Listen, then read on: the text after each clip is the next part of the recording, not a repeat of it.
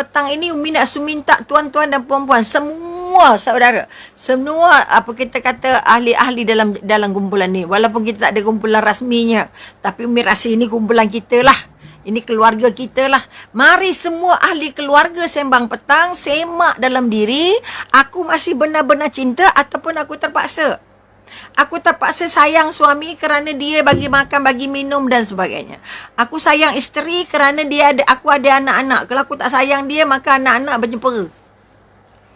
Adakah aku benar-benar menikah dengan dia atas dasar cinta yang abadi, cinta yang sejati, atau cinta kerana dah terpaksa? Kerana cinta ini sangat mahal harganya. Kasih sayang ini sangat mahal harganya.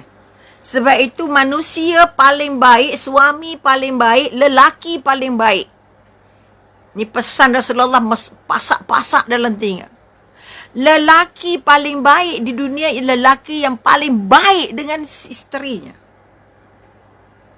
Lelaki paling baik dalam dunia ialah laki-laki yang paling baik dengan isterinya. Baik apa maksud baik? Bukan bagi makan, bagi minum tu jadi baik. Itu macam binatang peliharaan juga. Makan, minum, bagi pakai baju dan sebagainya. Baik maknanya, dia sangat baik hati dengan isterinya. Tak kedekut, tak bohong, tak curang, tak inaya, tak sakit hati, tak dera, tak sakit, tak torture dan sebagainya. Itu baik.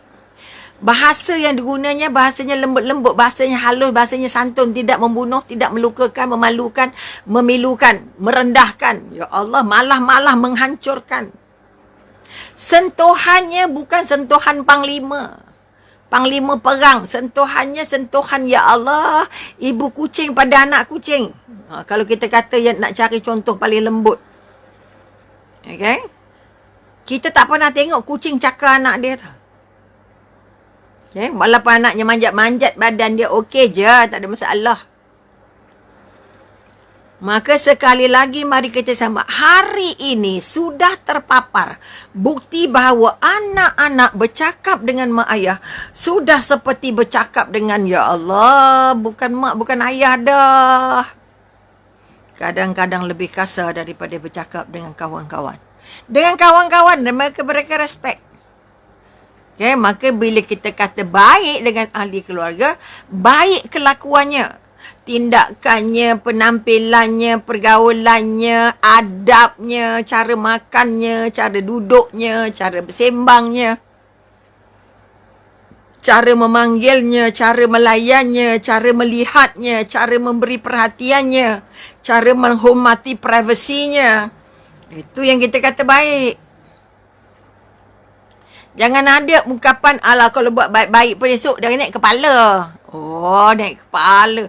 Anak kita naik kepala gila ke? Maka sekali lagi bermakna kita sudah meramal anak kita untuk jadi kurang ajar. Jangan kata budak-budak sekarang mana boleh lembut-lembut.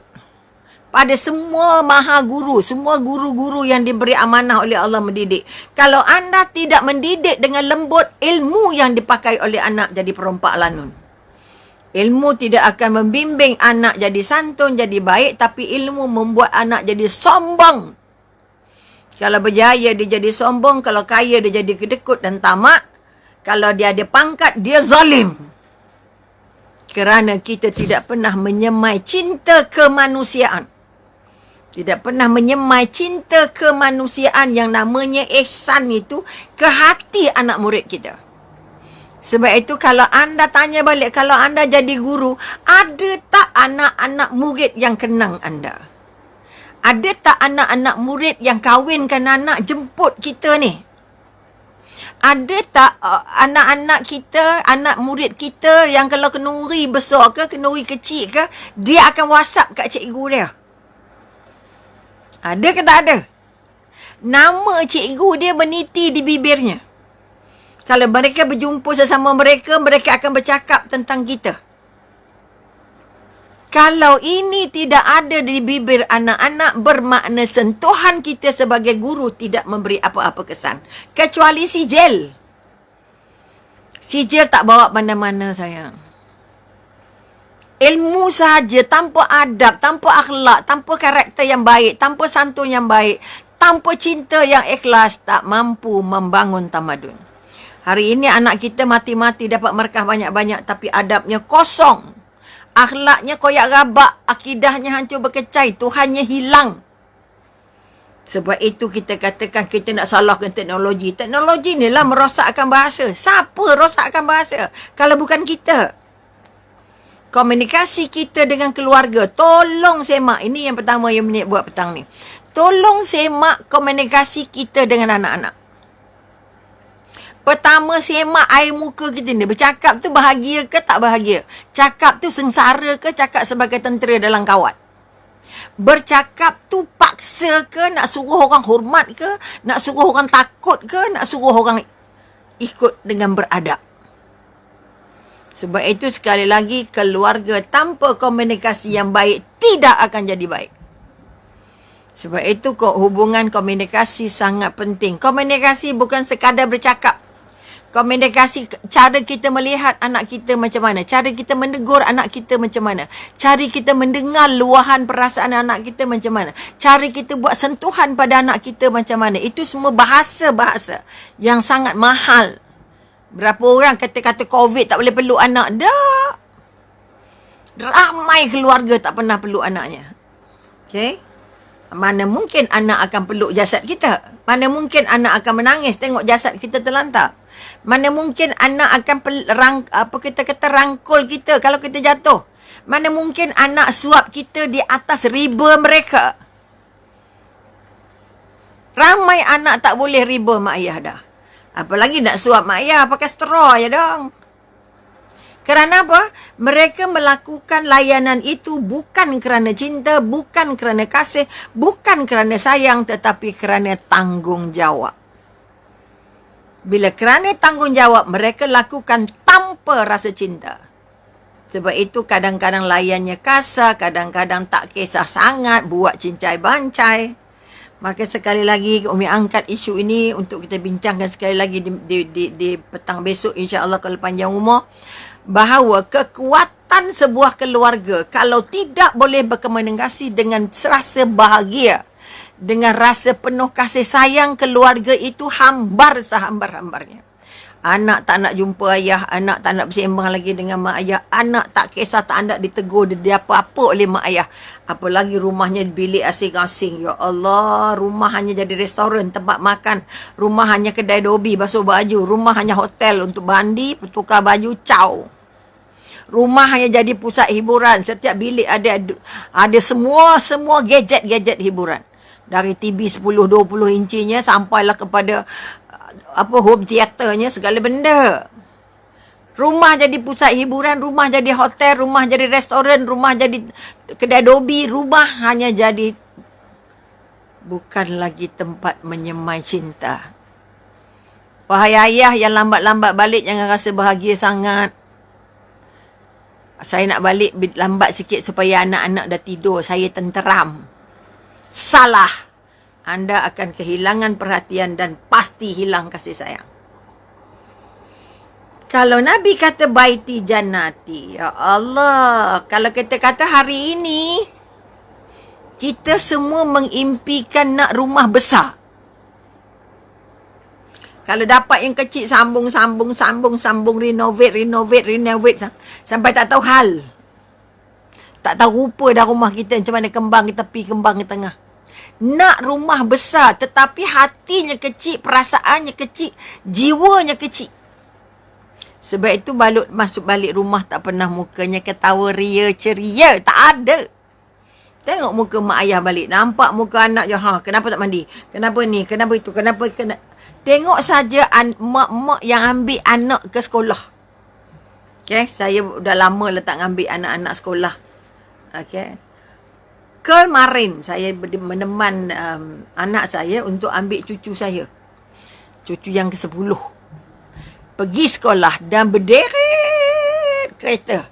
Mak ayah. Anak masuk, salam pun tak. Anak masuk, muka mak macam muka daun teruk. Okay? Cepat. Cepat je naknya. Okey? Sama juga makan suruh cepat, pakai baju suruh cepat, jalan suruh cepat, suruh buat homework cepat, suruh mandi cepat. Cepat je. Bila perkataan cepat keluar, maka manjanya hilang, lembutnya hilang, santunnya hilang. Apalagi ugut, kamu tak mandi sekarang, kamu siap. Wah, tak makan sekarang siap. Tak habis homework siap. Tak habis ini siap. Siap aja. Itu adalah arahan ketua perang. Bukan ketua keluarga. Maka sekali lagi mari kita semak diri kita. Adakah aku benar-benar menyemai cinta kepada hati anak-anak? Menyemai cinta kepada hati isteri sehingga kami tidak mampu untuk berpisah. Kami tak mampu untuk bergaduh. Sebab tanpa cinta perasaannya mati. Tanpa cinta sentuhannya berkasar sangat macam ya Allah, kasar sangat-sangat. Tanpa cinta, air mata dan air muka tidak mesra. Suara tidak jadi lunak dan menarik didengar. Penampilan keras dan sentuhan-sentuhan tidak diharapkan. Maka bangun balik kekuatan, latih untuk peluk anak. I love you. Sebut perkataan mak sayang kamu, ayah sayang kamu. Kamu anak mak. Ya Allah, anak mak yang paling hebat. Ya Allah. Umi peluk cucu nak pergi sekolah. Ya Allah. Good boy, clever boy ni. Ya Allah. Ni cucu opah soleh ni. Ya Allah. Ya Allah, bantu anak aku. Cucu aku jadi soleh-solehah. Ya Allah. Peluk. Kerana bila ada rasa sayang, anak tidak akan kasar dengan kita. Kalau tak ada rasa cinta, anak akan buat kita macam kawan dia je. Hai hoi hai. Jangan main-main. Itu bukan moden namanya. Itu tak santun namanya. Oleh itu sekali lagi, mari kita bersama-sama bangun. Umi dah satu sikit je baru. Bagaimana agaknya nak membangun tu, kita bincang besok petang insyaAllah. Sebab kita asal 4 suku. Ataupun 417 kalau tak salah. Maka kekuatan kita hari ini, hari ini Umi nak suruh tuan-tuan dan puan-puan semak. Kalau Umi bagi skala 1 sampai 10, cinta anda pada anak anda ada berapa? Cinta pada suami ada berapa? Cinta pada mak mentua ada berapa? Cinta pada kerjaya anda ada berapa? Cinta pada mak sendiri ada berapa? Tolong buat skalanya. Esok minta mudah-mudahan lah. Ini macam kat sekolah lah pula ya. Kerana kalau kita tak pernah menyukat balik, kenapa aku senang sangat marah? Kenapa aku bagi anak sakit hati? Kenapa aku suka bagi anak nangis? Kenapa aku tak tunaikan permintaan anak? Kenapa aku tak rapat dengan anak? Kenapa anak tak nak sembang dengan aku? Kalau masa sehat, anak tak nak sembang. Kalau masa kita sehat, anak tak nak tengok muka kita. Kalau kita sehat, anak tak sambut kita masa balik. Anak tak tegur pun, melintas kat tangga macam lintasan boleh trafik je. Malah makan tak pernah sama tu. Okay. Umi pernah jadi tamu dia. Azan dah, minta maaf banyak. Maka oleh kerana azan sudah pun berkumandang, maka kita berhenti di setakat ini dulu. Mudah-mudahan tolong jawab soalan-soalan Umi. Tolong semak balik. Benarkah anda sayang dan cinta dengan anak anda, keluarga anda? Dan besok kita nak buat macam mana agaknya nak menyemai balik, menyuburkan balik cinta-cinta yang sudah tercabut dari akar umbi ini, supaya keluarga kita benar-benar keluarga yang diimpikan sebagaimana yang diimpikan Rasulullah, baiti jannati, dan tidak ada hadiah teragung dari Allah untuk seorang anak selain cinta dan kasih sayang yang dibekalkan oleh ibu ayah.